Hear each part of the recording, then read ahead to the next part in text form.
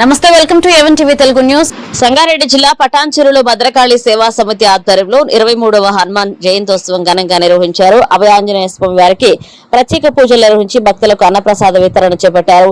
సుమారు 800 మంది భక్తులు స్వామివారిని దర్శించుకున్నారు. కార్యక్రమానికి మాజీ ఎమ్మెల్యే సత్యనారాయణ సహా పలువురు నాయకులు హాజరయ్యారు.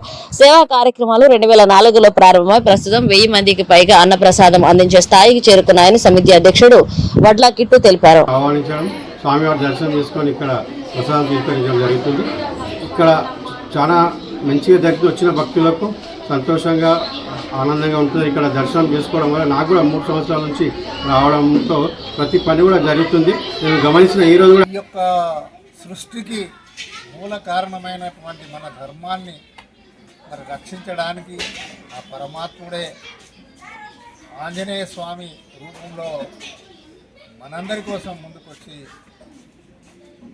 దీన్ని ఉద్ధరించడానికి ఆయన ఉద్భవించిన రోజు ఈరోజు హనుమాన్ జయంతి.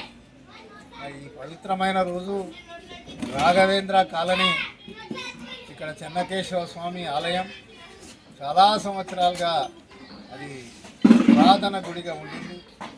గ్రామ పెద్దలు అందరి సహకారంతో దాన్ని ఇంకా ముందుకి సంపూర్ణమైన ఈ కల్మశాలని దూరమై ప్రజలందరూ కూడా ఏనాడైతే రామరాజ్యంలో ధర్మం 4 పాదాల మీద నడుస్తుంది, ఇలా దాన్ని అట్లా మార్చడానికి ఆ వైపు తీసుకెళ్ళాలి. ప్రజలందరూ కూడా దాన్ని అర్థం చేసుకొని రామాయణం అంటే ఏంది, రాముడు అంటే ఏంది, ఆంజనేయ స్వామి అంటే ఇవన్నీ కూడా అర్థం చేసుకొని మన యొక్క ధర్మాన్ని కాపాడుకుంటూ.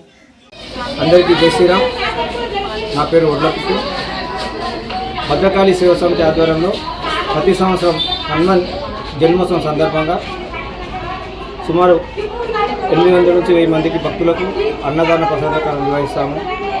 ఈరోజు పటాన్చెరు ముదిరాజ్ బస్సి రాజేంద్ర కాలంలో ఉన్న 1000 సంవత్సరాల పురాతనమైన చెన్నకేశవ స్వామి ఆలయంలో అభయాంజనేయ స్వామికి ఈరోజు ఘనంగా అంగరంగ వైభవంగా పూజలు